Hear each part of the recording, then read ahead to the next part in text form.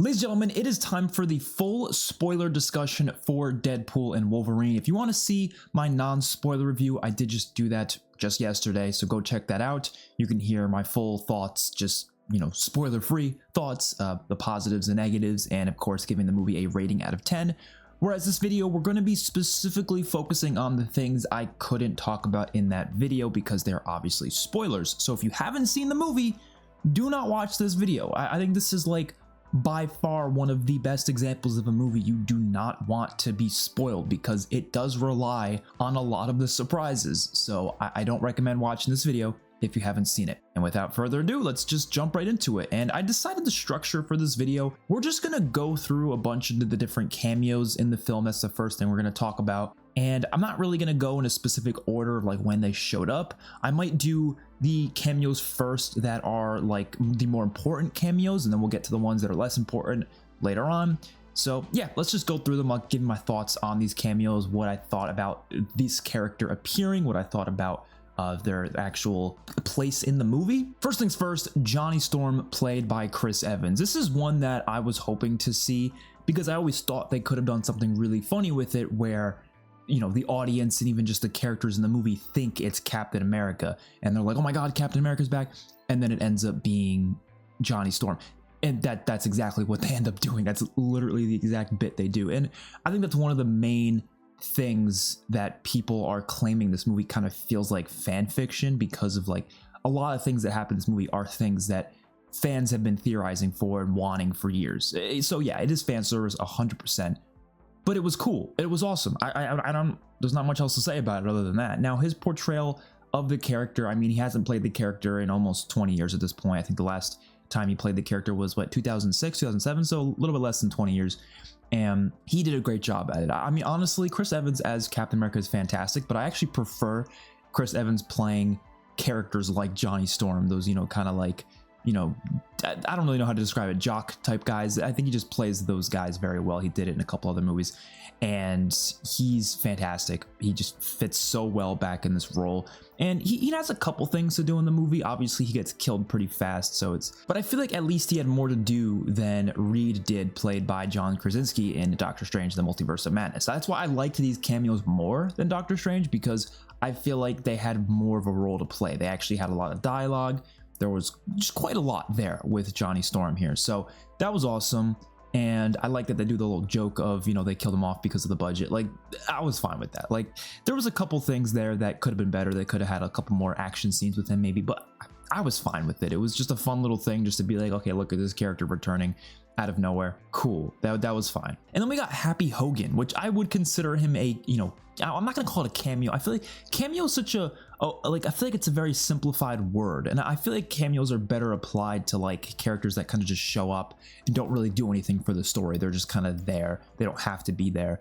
But I don't know, Happy Hogan, did he have to be there? No, of course not. But it does feel in universe and it makes sense to have Happy Hogan there because, we have this scene where Deadpool's trying to join the Avengers in Earth 616. So it makes sense that Happy Hogan would be there. Honestly, I had a feeling that Robert Downey Jr. was going to show up too, because that to me wouldn't feel like it was, ruining the legacy of Robert Downey Jr.'s Iron Man, because I mean, this was in the past. This was in 2018. He was not dead at that point in the story. So him showing up actually would have been just fine, and I wouldn't have had a problem with that at all, but he didn't, whatever.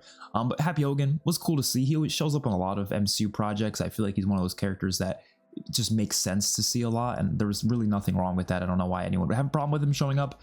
Fun little scene. I was surprised to see him, but I liked it nonetheless. He also had Hunter B-15 from the TVA, which obviously fans of Loki know who that is, and I did know she was going to be in it because she was actually in one of the trailers, and so wasn't too surprised about that, but was cool to see her. She actually had a couple of things to do in the movie. I think it could have been even cooler if we had other characters like Mobius or something, but would that have made sense in the timeline? I'm not sure, because I actually couldn't tell, and maybe someone could answer me in, this in the comments. Does this take place before or after Loki season 2? I honestly couldn't tell for some reason. I really couldn't. It could be before, it could be after. I really don't know. I'm sure someone can tell me. It probably is after. So maybe Mobius wouldn't have made sense. I don't know. But I really did enjoy her showing up in it. She was only in it for mostly the third act towards the end, but it was cool. And then you have what I would consider to be the biggest cameo appearances in this film. And again, I would not call any of these characters, yeah, no, they are technically cameos, but they're not really, you know what I mean? I hate the word. I think it's such a simplified word, but these 4 characters showed up all at the same time, well, like one at a time, which I thought was kind of funny how they did that. Like, it was just they're really playing through with it, right? They had them each show up one at a time. So first of all, it was, I believe Electro was the first character to show up, played by Jennifer Gardner. Now, this one is interesting to me because it is obviously fan service for people who have seen the Elektra film from, what was it, 2004? So it was a pretty old film. The thing is a lot of people probably have never even seen that movie. So I thought it was interesting that there's a lot of people, if you're not a big comic book fan, if you haven't, you know, even seen those movies, like, how would you even know that she ever played Elektra? You know what I mean? If you're a more casual viewer, if you're just an MCU fan, you're not even gonna know about that. But obviously I knew about it. And I didn't like that movie. It was not a good movie, but like just seeing her there was pretty cool nonetheless. I was like, oh shit.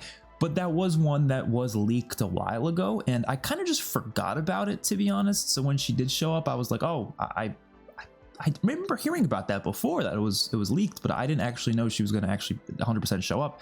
But it was cool nonetheless. I enjoyed seeing her. They had a couple cool fight scenes with her later on, and she was kicking ass. So I think she was one of the better cameos in the movie. I think all 4 of these characters are that we're going to talk about now are definitely the best parts of this movie in terms of cameo appearances. I'll talk about towards the end some cameos I wish were in the movie, but one that I'm just going to say now that I was hoping for is Ben Affleck's Daredevil, because obviously he was, you know, Jennifer Gardner's Elektra was in the Daredevil movie in 2003 as well. So I thought that would have been really cool to see, but yeah, we didn't see that. But they talked about it a bit though. They said something about their Daredevil dying, which was interesting. It was a funny piece of dialogue. I don't know, a lot of that worked for me, but it would have been cool to see him in the movie.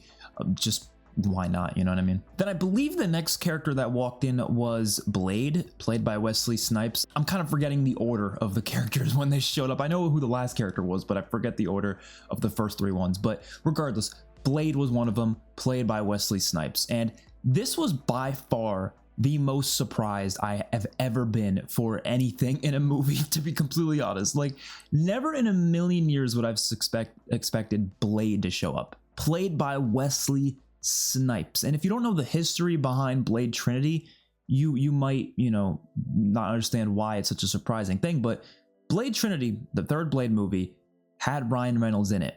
And there's a lot of behind the scenes information regarding that movie where apparently there's a lot of things that went wrong with the production of the movie. And a lot of it apparently involved, and I don't know how much of this is true, but a lot of it involved some back and forth, you know, arguments and problems between Wesley Snipes and Ryan Reynolds. So the fact that he agreed to be in a movie with Ryan Reynolds again was interesting. But obviously this is like almost 20 years later. I don't expect them to hold grudges over that long of a period of time over something that happened 20 years ago. So I guess it's not that crazy, but I just didn't expect him to ever come back as the character. And I think he's probably my favorite cameo appearance in this movie, because seeing that character again in live action, seeing him just kicking ass was awesome. And the fact that he got a lot of fight scenes, he got a lot of cool moments. It was insane to see. I'm not like the biggest fan of the Blade movies. I mean, I watched them for the first time only like a couple of years ago on this channel.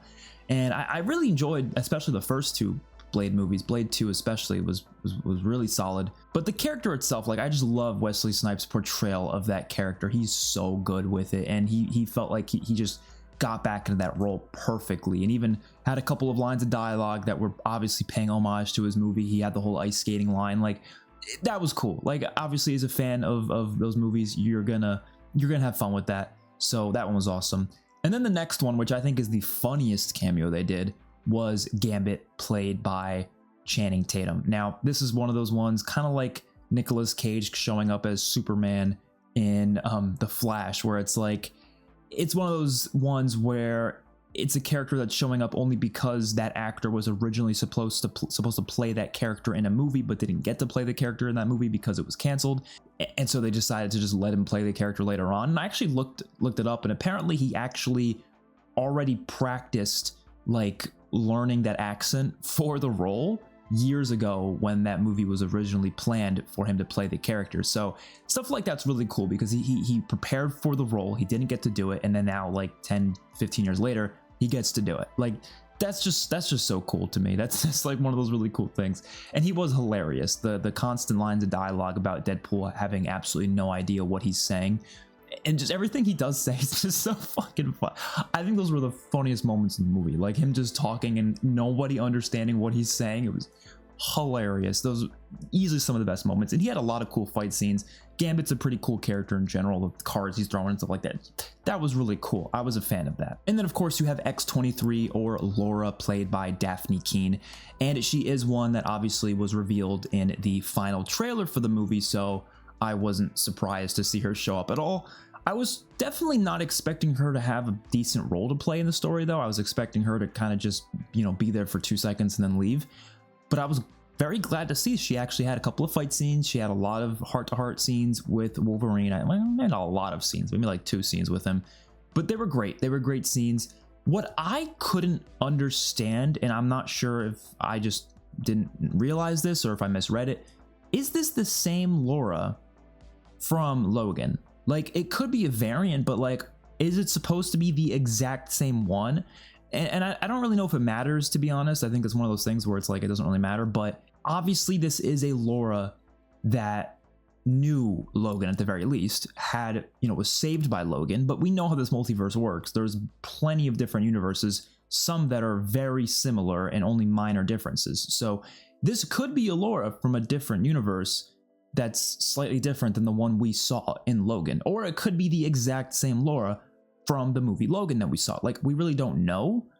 And like I said, I don't think it really matters. All we need to know is that this is a Laura who did know Logan and was saved by Logan and did witness Logan's death. I think that's the only thing that really matters. But it's, I wasn't sure if it's like the exact same character, because when I'm watching the movie, I wasn't really seeing her as that same character. I was just seeing her as another version of X-23. But like I said, she could be the same version. I really don't know. But if she is the same version from that movie, why did she end up here? Why did she end up in I might have missed that, but to be honest, I'm just gonna say it. I was questioning that in the movie. But I liked her in the movie. She was cool. I like when she put the glasses on and she was kicking ass. Awesome to see. Really cool. I was never expecting to see Daphne Keane come back as Laura. So I loved it, though. It was awesome. And then we had a couple of X-Men villains returning from a couple of the old X-Men movies. And what's really cool is that most of them were actually played by their original actors as well, which was insane. Some of the more notable ones, obviously Pyro was a huge one. He was in the first trailer for the movie, actually, so we always knew he was going to be in it. And he was awesome. I mean, I really liked Pyro in X-Men X2. So yeah, he was cool. You had Toad there, which his death scene was awesome. That shit was awesome. Sabretooth was there. I think there was a couple others. I'm kind of forgetting which ones, though. There was the one girl. What was the girl's name? I don't remember. One of the girls from X, I think it was X2, was really cool to see. Like, this movie really felt like in a lot of ways it was paying homage to those prior X-Men films, and I appreciated that through and through. And now let's get into the characters that I feel like are very, very cameo heavy in terms of, like, they did not have a big role to play at all. So yeah, first of all, we have Wolverine, played by Henry Cavill.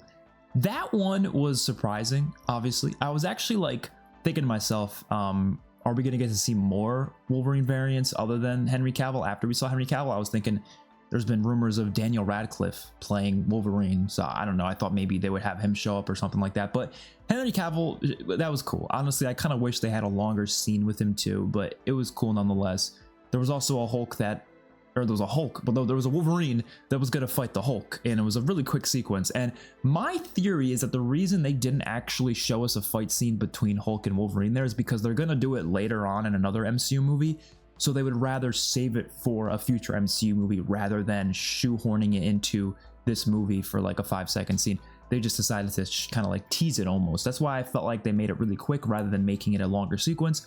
And I'm okay with that. There's really nothing wrong with that, but it was just kind of interesting. It was obviously paying homage to something that has happened in the comics. There's a lot of other Wolverine variants as well. You had like the short one, which was the comic accurate one. I thought that was funny. That was hilarious. But again, it's one of those things that you're only going to really know and appreciate if you are a comic fan. Otherwise, you're just going to be like, why is Hugh Jackman's Wolverine short? And you're going to have no idea what the hell's going on there.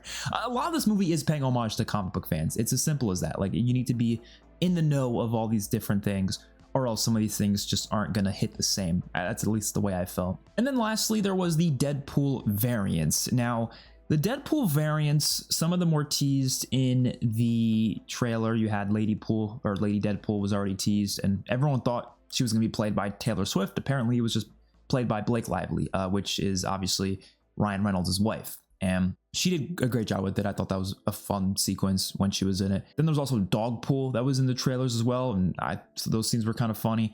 There was Kidpool that was not in the trailers, but he was in the movie. Kidpool was actually played by Walker Scobell, which is the actor who played the kid alongside Ryan Reynolds in the movie The Adam Project. He also played Percy Jackson in the recent Percy Jackson series. And then this is something I had no idea and didn't realize until after the movie. Well, actually, to be fair, I didn't realize the Kidpool one either was played by Walker Scobell. I didn't realize that until after the fact. But the cowboy Deadpool was apparently, and I don't believe this, I have to rewatch the movie to fully believe it, but that was apparently Matthew McConaughey. What? Like, it did not sound like him in the theaters. That's all I'm saying. I had no idea that was Matthew McConaughey. Going back to the movie, though, I think I'll be able to tell it was him. But that's what online says. It says it was played by Matthew McConaughey, that cowboy Deadpool. So that's insane. But yeah, that whole sequence I really enjoyed. That was one of the cooler scenes in the movie. That was the one take sequence I was talking about in my spoiler-free review, where I was mentioning how, it was just a really fun one take sequence, and the music choice was fantastic. The music choice for most of these scenes were fantastic, to be honest. So I really enjoyed that. And that basically does it for all the cameos. I can't really think of any else off the top of my head, but some of the ones that I wanted to see that we didn't see, I'm going to talk about that because there are a lot that I would have liked. I was satisfied with what we got, for sure. But there are some more we could have gotten. First of all, I personally would have really liked to see some more X-Men characters, and I can kind of understand why they didn't do that. They want to save these X-Men characters for X-Men itself when they actually do it, but I wanted to see these actors reprise their roles with these characters. So that would be Cyclops, Storm, Jean Grey, and all played by the original actors from the X-Men, the original X-Men movies, not the the newer X-Men, like the X-Men First Class, not those ones. I mean, those actors are cool too, but I would have preferred the original ones just because they would have made more sense in connection with Hugh Jackman's Logan. But they didn't show up, and I was surprised because those characters were actually leaked and rumored heavily by a lot of accounts online. So those were three characters that I went into the movie being like, oh, they're definitely going to show up. We're going to see Halle Berry's Storm. We're going to see Cyclops, Jean Grey. But we didn't. So kind of surprised, but at the same time, it's okay. It's not the end of the world. But I was hoping for it. Now, the fact that they were leaked and heavily rumored by pretty reliable sources makes me think that maybe they were originally planned to be in the movie, but maybe cut out of it, or perhaps they were fake leaks. And I believe Sean Levy did come out and say something about fake leaks, or at least one of the producers or someone said something about them purposely doing fake leaks for Deadpool and Wolverine to kind of trick people into thinking certain characters are going to be there that aren't going to be there, just to make it, very surprising. That's possible too. I don't know how they did that. Did they call up Halle Berry, tell her to come on set for a few days and just do something, but then not be in the movie? But that would be kind of weird. You're going to pay her to just not be in the movie? I don't know. That's I don't know. It could also be that they have more of these characters planned for Secret Wars, because originally I was thinking, and I wanted to kind of talk about this as well. In my spoiler-free review, I kind of talked about that. Well, actually, I didn't really get into this because I thought I didn't really know how to talk about this without spoiling it. But I was thinking to myself after this movie, there really isn't major differences with the MCU as a whole after this film. There really isn't. And the reason I was surprised by that is because, again, all of these leaker sites, all these sources, they were saying this movie's going to have really big implications into the MCU. It's going to be big for Secret Wars. It's going to lead into Secret Wars. Maybe I missed something, but I don't see how this leads into Secret Wars at all. I personally, maybe I missed that, but I felt like things kind of got solved by the end, at least for the most part. They were able to save their universe, and that was it. Now, what I was expecting to happen was I was expecting this movie to basically destroy that universe and send a lot of the stuff from it to other universes and just create ultimate chaos throughout the multiverse, leading into the next few films just being insanity, and then it leads into Secret Wars, which is just going to be a multiversal mayhem. and you know, whatever ends up happening with that, whether it involves Doctor Doom or Kang or whatever they end up doing. But I was expecting some crazy stuff like that, but they kind of just fix everything. Everyone gets sent back to their own universe and they're all good to go. It's kind of the way I felt after watching No Way Home, actually. I was expecting No Way Home to be like, oh my god, they're gonna break off the multiverse also, but no, it gets solved by the end. And I think this is one of those multiverse, or it's one of those cinematic universe problems where, because they want to make sure they can do other movies that aren't impacted by the multiverse stuff, they can't make big world-ending stakes actually end up happening in these movies. The only movies that's actually going to end up happening in is either movies that take place directly before a new Avengers film or an Avengers film itself. Like, they were able to do that with Infinity War and Endgame because those are Avengers movies, right? Those are big event movies where that's supposed to happen, but they're not going to have these crazy things happen in other movies because, well, then how are they going to do Captain America 4? How are they going to do that movie without it being impacted by this whole multiverse thing? And they want it to be, they want that movie to have nothing to do with the multiverse saga. They want it to have it be its own thing. It's based on, you know, the character of Sam Wilson and all the other characters there. They don't want the multiverse to touch that movie, at least I don't think so. But if this movie was to create giant multiversal stakes, then like, how is that movie going to work? So that's probably why it ended like that. But I was just surprised because I was like, well, I was expecting at least something to happen, whether it's the Fox universe getting destroyed or something. But it kind of just ends like, oh, the Fox universe is fine. Now, my theory is that maybe Secret Wars will be the movie to finally do that. That'll be the movie to finally take that universe and just like either destroy it or have it all come into other universes. I don't know, but I don't know. I'm just kind of surprised by that. But I do think there is something they can do with that where those characters return for Secret Wars, because they end the movie in a way where you can tell they're not over. Like, literally, Deadpool and Wolverine have a very meta conversation at the end of the film. They were talking and they were like, oh, will I see you again? And Wolverine says probably not, but then he tells him to come join the apartment with him. So yeah, those characters, Deadpool and Wolverine, are definitely going to return again. They're going to return again for Secret Wars, and I think that'll be Hugh Jackman's last appearance as Wolverine. I kind of hope it is. I don't want to see him again after Secret Wars, but I think having him in Secret Wars is important. It's going to be huge, and I think bringing in a lot of other characters like Tobey Maguire's Spider-Man and Andrew Garfield's Spider-Man, like bringing in everyone again one last time, I think is the best thing to do for Avengers Secret Wars. Have that be the end of the multiverse saga. And that to me will be the best way to go about that film. But I think it works because it is respecting the Fox movies legacy. Like, you got to respect them to a degree, right? Those movies were huge. Those movies were really impactful. And that's why I absolutely love the end of the movie when there's the end credit sequence where they show the montage of all of the scenes from like, or behind the scenes footage and just clips from the Fox movies. I loved that. Like, it brought a tear to my eye because, I mean, those movies, I didn't grow up with them, really. I didn't. I grew up watching Spider-Man, and that's about it. Like, I didn't really watch all these other things, and then the MCU comes along and I watch those. But the X-Men movies, I didn't watch until 2021. Like, I reacted to all of the X-Men movies on my channel, at least most of them. So, you know, obviously it's not going to hit me the same as it's going to hit someone who grew up with it, but it doesn't really matter. I still felt like emotional from that sequence. It was just really, really beautiful. And so I think it makes sense to respect the legacy and not have the Fox universe get destroyed. So on one hand, was I surprised it didn't happen? Yes, but I also think it makes sense that it didn't. But like I said, very curious to see how this is going to eventually, like, what's going to happen in Secret Wars. Will all these other characters return? I have no idea. But a couple other cameos I want to mention that I thought could have showed up. Obviously, there's a lot other X-Men that could have showed up. You know, you could have had Magneto or Xavier, but I mean, we already saw Xavier, you know, in Doctor Strange 2, but we could have seen the James McAvoy version, or perhaps maybe the Fassbender version of Magneto. Like, there's a lot of different cameos we could have seen. I actually was expecting when Captain America, or not Captain America, when Chris Evans's Human Torch showed up, I was kind of expecting that to be Magneto played by Michael Fassbender. I don't know why, just the way he had the hoodie on, I was like, oh my god, that's going to be Fassbender's Magneto, and it wasn't. But I would have liked to have seen him. There's a lot of other characters that could have showed up for sure. Some people were saying Spider-Man, and I didn't think that would make any sense. Like, save Spider-Man for Secret Wars, have Tobey come back, that would be awesome, but I think that would have been weird to throw him in here. I don't think it really would have fit, to be honest. But yeah, there's definitely a lot of things they could have done. Overall though, that is my final thoughts on the spoilers of this movie. I'm definitely going to see it again. Maybe my thoughts will change a little bit, but overall, like I said in my spoiler-free review, I loved it. I thought it was fantastic. I gave it a really high rating. So let me know your thoughts in the comment section down below. I will see you guys on my next one. Peace out.